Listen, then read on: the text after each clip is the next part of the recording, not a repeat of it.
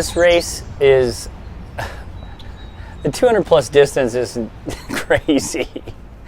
It's a long way to go in one big push. I think that it just compounds issues going this far. I think that's what is the biggest challenge, and the sleep deprivation. Those two kind of factors kind of come together to make it, you know, a synergistic factor in this race, or in this kind of adventure. One thing that we did talk about, my crew and I talked about afterwards, mainly was if you make a small mistake in the first 50 or 60 miles or 100 miles, that small miscalculation can become a major mistake by the end of the race. You know, if that's, you know, foot care or choice of wrong shoes, or you know, little pieces of gear that you forget to get from your crew at one point, can kind of come back to haunt you later in the race. So coming into the Moab 240 race, I would say that it was more unknown than anything else. We knew it was going to be really different from doing a 100-miler, that there was significantly more logistics and moving pieces and moving parts than what we're used to. So there was like an idea that maybe we're ready, but also we don't really know what we're getting ourselves into, kind of. So it was definitely really interesting.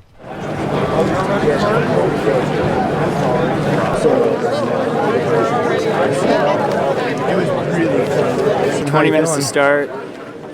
Feel good, calm. I'm just ready to get it going, man. Tapered, like you're always like ready to go. So I'm just ready to start running. Kind of going off into the unknown, you know, because I haven't gone this long before. So, but I think I got a good plan. I got a killer crew. I got the A team. What else? I'm just ready to roll. Giddy up. 5, 4, 3, 2, 1.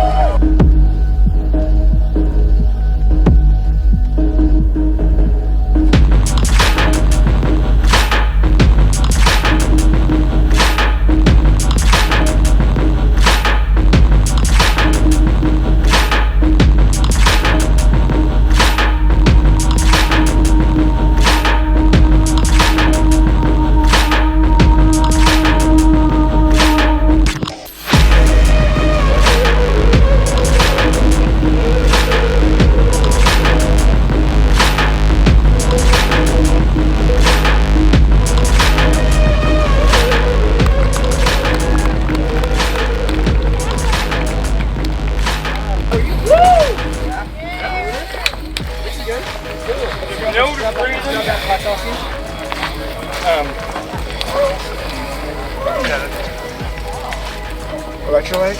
Yep.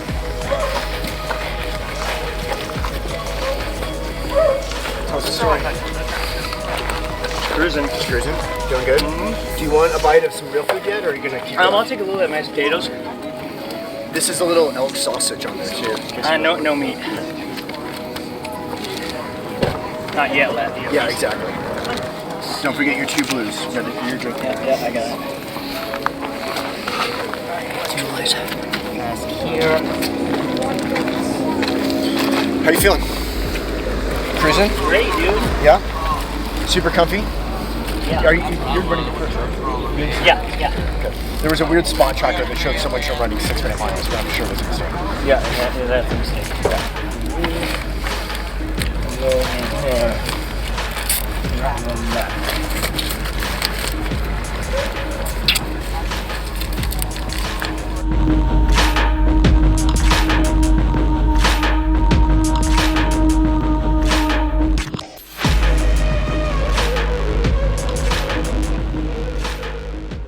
The Moab 240 is a wild experience. It circumnavigates Moab, which makes it 200 miles. It essentially starts in Moab, goes up in the mountain ranges around town, so you're up in high alpine, then you're down the desert, and then you're up and down, and it's a lot of variability in a 240 mile course, which makes for a lot of challenges. It's a lot more challenging in some ways than a 100-mile race.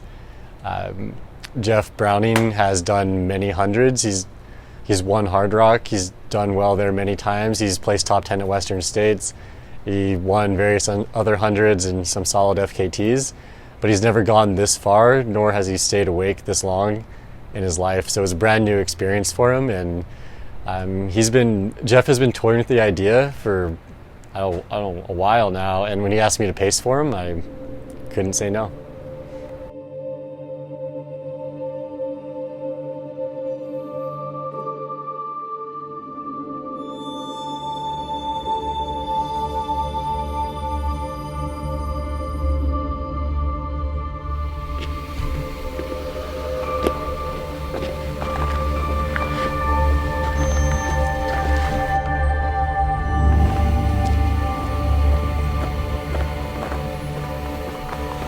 What's up, my brother? What's up, bro? Dude, How you doing? you were right on time. That was a hot section, man. Woo! Nice job, dude.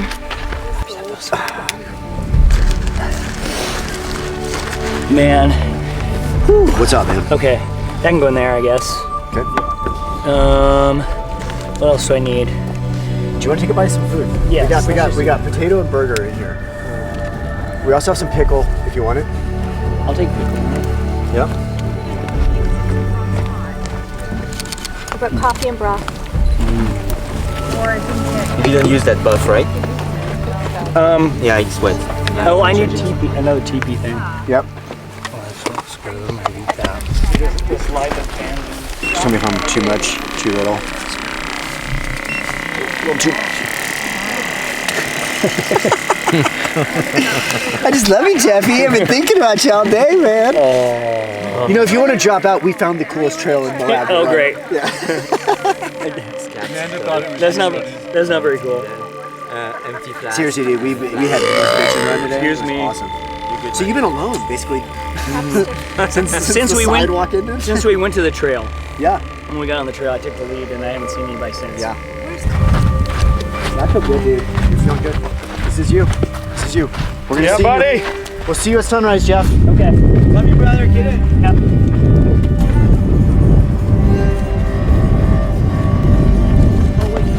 I don't have my phone.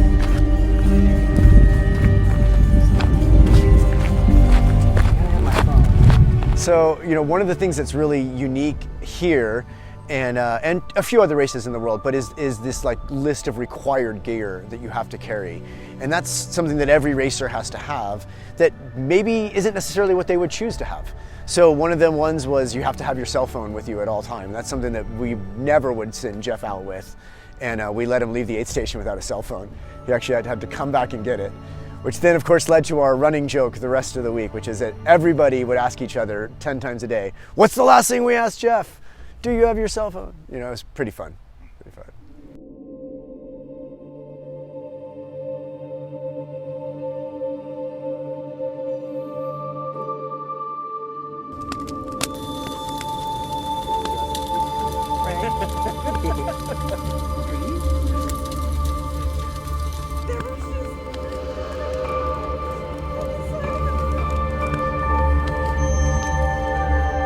Yeah, buddy, it's good to see ya. How you doing? I'm awesome. More importantly, how are you? Good. Long night?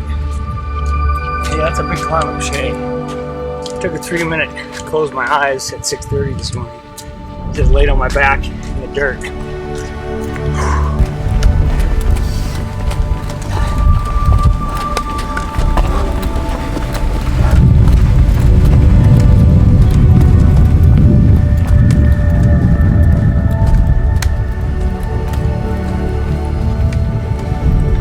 This is definitely the farthest I've ever run. The farthest previously was a 108-mile race. I've done a few multi-day adventures where I'm running 50, 60 miles a day and then pretty short sleep and run 50, 60 miles again.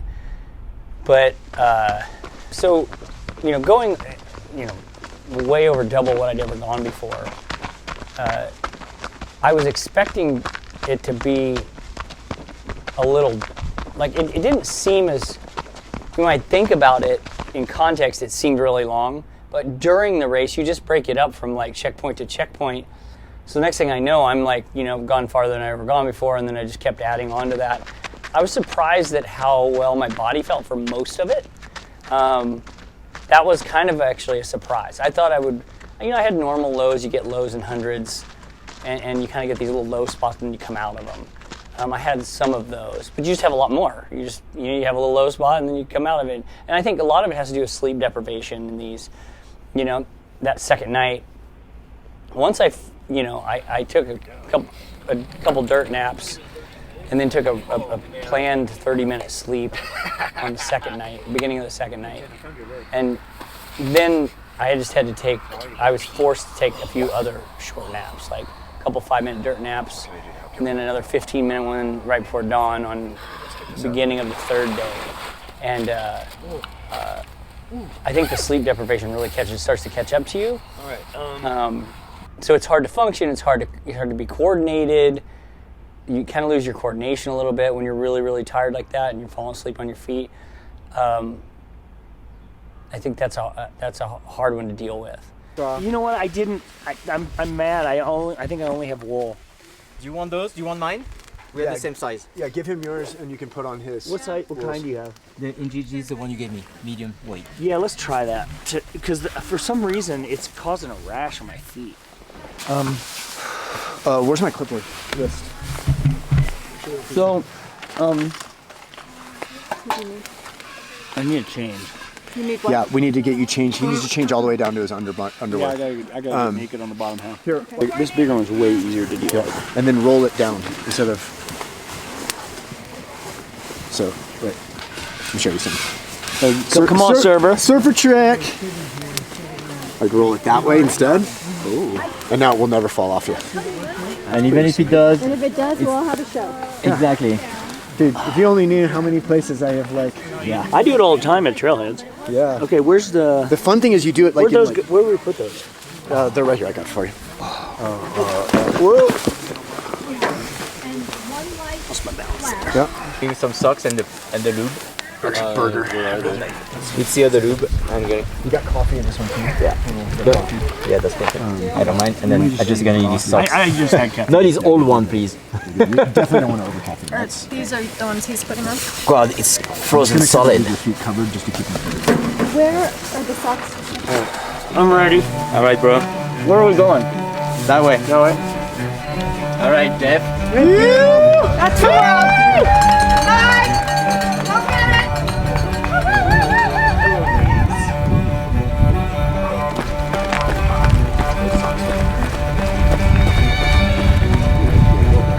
Dude, that's it.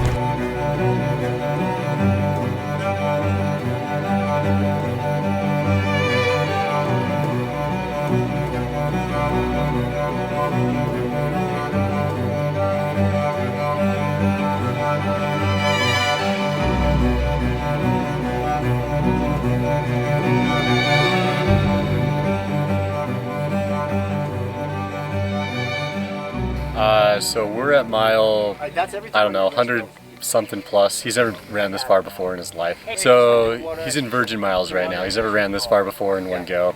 He's looking solid, super pumped, stoked as always. But we have a flat, like 27-mile road section. So we have maybe like 1,500 feet of climbing in the next 27 miles, which is nothing.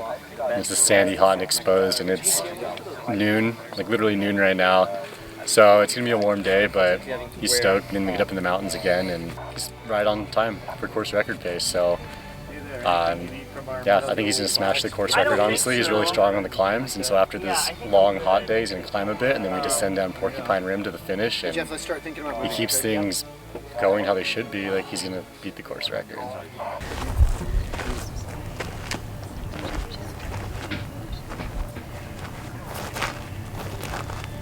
So I'm looking forward to tonight because I'm actually nervous that he's going to drop me on the way up. Even after 170 miles, it's just a machine, man. Yeah, being a pacer for Jeff it's a great experience. I mean, you just realize that even though we're all running a lot as pacers and crew, it's just another planet. It's a different type of performance he's putting out there.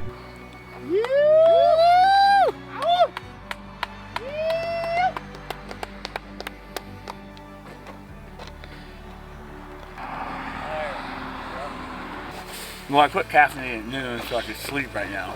So the last 2 hours was a struggle. Like, I was so tired. I even told Derrick, I'm like, I need to maybe like sleep for 3 minutes on the side of the road. I just couldn't even keep my eyes open. Yeah. It's done already. Yeah. For sure, new battery? Yes, sir. And you got your 2 extras in there. They are 100% for sure charged. I have 2 extra from. We are jamming, guys. Yeah, you are.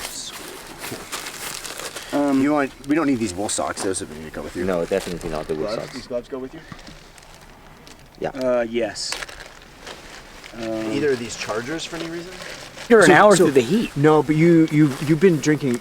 I heard you've been peeing 30 times since the last time we saw you. A lot. So if you're drinking too much water and then you're compensating by taking so much salt to keep up, maybe hopefully it'll just chill out. Yeah, exactly. Tonight. Maybe just like chill for a second. Back off just a little bit on the drinking, and let's see if that can take care of the puffiness. Back in there. Yeah. I need to shoot my legs. It's in that blue bag, wherever the foot kit stuff is. Browning foot care. Did you get it? All right, let's get these bad boys warmed up. Let's go. Okay, let's see where we're at now. All right, Jeff, it's 7:04. What time do we want to be out of here? We wanted to be out of here like at 8:35 or something like that. Oh, yeah. We're supposed to get here at 7:30. We're going to take a nap. Oh, yeah. Yeah, dude, you're styling. We're still in front of we're half hour before you even meant to be here. And you got extra sleep. So that felt so good. I feel so much better. Dude, you look like 1,000 times Oh, better, dude. Yeah, you're like so much better. You were back. Yeah, I told look you at for the that past shit. 10 miles. Okay, a little less drinking. Just you don't need to drink so much fluid. If you're peeing 30 times, that's like.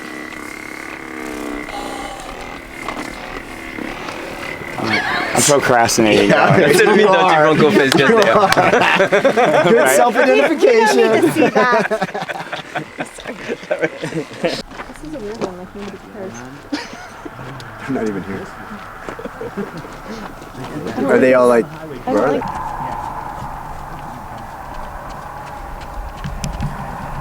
You know, I ran through the night with him in the La Salle, and he was going hard. I mean, I had to give everything I had to follow him, even though he had already 170 miles in his legs. That was pretty cool. Yeah, we were really cold last night. It was definitely below freezing, and they had rain a couple of days before that, so it was all wet and muddy, and then the whole ground was frosted when we were running. It was getting really rough, and he got cold, so he had to put all the layers he had in his pack. And but yeah, he's a man with a lot of character, so that didn't slow him down too much. One of the more challenging sections for me was going into night 2, and that was a really challenging section because you're going into the night, you're sleep deprived, and you hit this gravel road that you have to climb up about 1.5 miles to the aid station. It was the coldest part of the morning. It's like 6 a.m., an hour before daylight, and there was a downslope wind, which is typical in the mountains, a downslope wind coming down right in our face, and a pretty good wind. And, you know, in hindsight, it was 27 degrees, it was below freezing.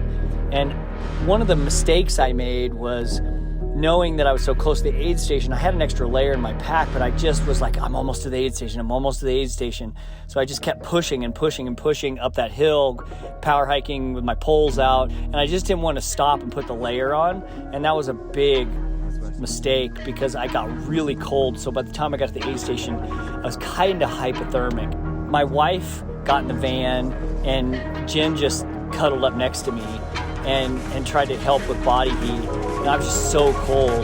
They ended up like boiling water at the aid station, putting it into soft flasks, putting that on my chest, in between my base layer and my upper layer. I put all my layers on. I put a down coat on. When I left that aid station, I had tights on. multiple jackets, a down coat over the top of it, and just was super cold. But at some point, my wife, Jennifer, just looked at me and said, if you want the course record, you need to get out of here. And that was what I needed to hear.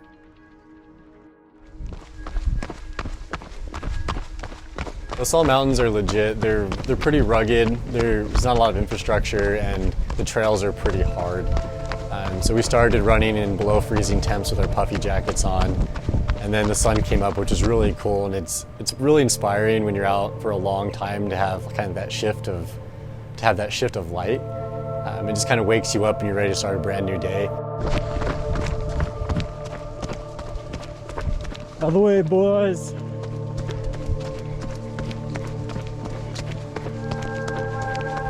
Get the Bronco coming through. And that really helped Jeff a lot. And it helped too that a lot of our trail was downhill. So we had some good downhill sections where he could run. And he felt really good. He's good on technical mountain trails, so he kind of came alive at that point. Also the aspens, it's fall here in Moab, and the aspens and all the color were kind of going off, so that was really pretty. We saw an elk, we saw deer, a lot of cows, and just random animals. So that was really fun too, just to kind of break up the monotony of running, because even though he loves running it just gets monotonous after multiple days of doing the same thing over and over, especially when you're really tired.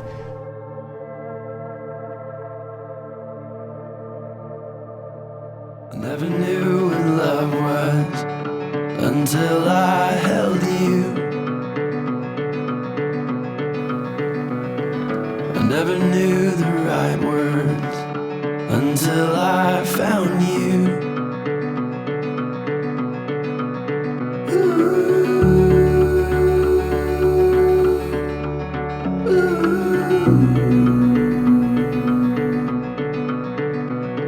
These eyes are never open until I saw you. My heart's now unfolding, it was made for you. This distance definitely strips away the onion layers.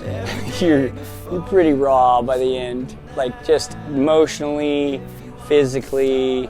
You've probably dealt with something way longer than you thought you could mentally. You know, I had a bruised kind of second metatarsal head on my right foot.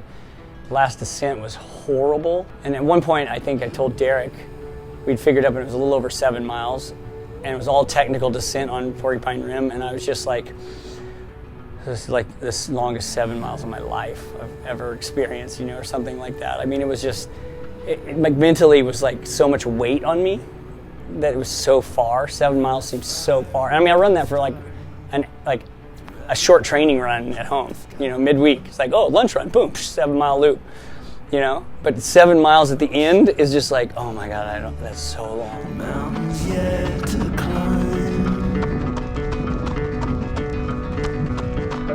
Every day before you, I was holding out.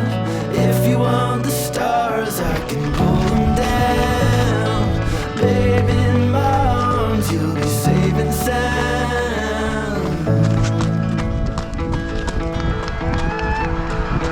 In front of me, all I can see is how it all unfolds. From the sunrise to the dead of night, I'll never let you go.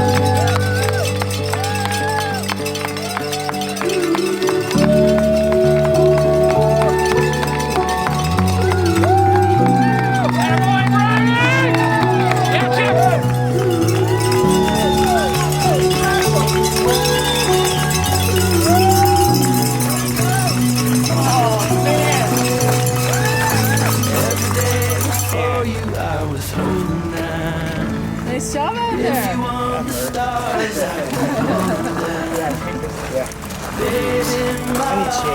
We have Sharon.